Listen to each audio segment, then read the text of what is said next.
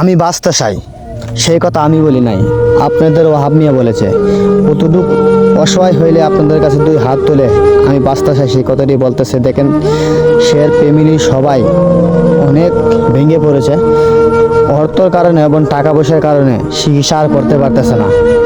সেই মানুষটাকে তারা হাসপাতাল থেকে বাড়িতে নিয়ে আসলো এবং আমরা গ্রামের সব মুরব্বি মিলে এবং মেম্বার চেয়ারম্যান সবাই মিলে আমরা কিছু টাকা গ্রাম থেকে তুলে সেই মানুষটাকে আমরা ওসমানী হাসপাতাল পাঠাইছি।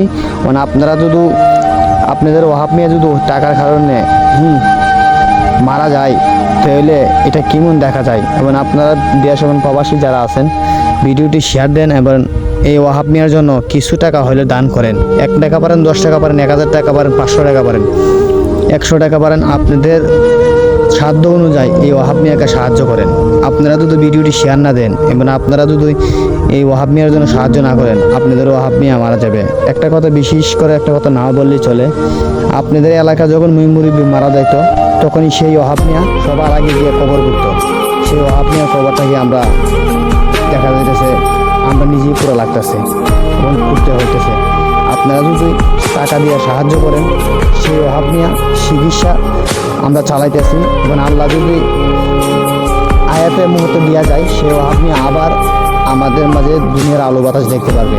আপনারা ভিডিওটি জোরের গতিতে শেয়ার করেন, শেয়ার দিতে আবারই সব বিক্রি করে কিন্তু চিকিৎসা চালাইছে অর্থের কারণে আর পারতেছে না। আপনারা যারা যারা আছেন এবং প্রবাসী সবাই ভিডিওটি দেখবেন এবং নাম্বার দিয়ে দেবো, সেই নাম্বারে সবাই টাকা পাঠাইবেন যতটুকু পারেন আপনাদের।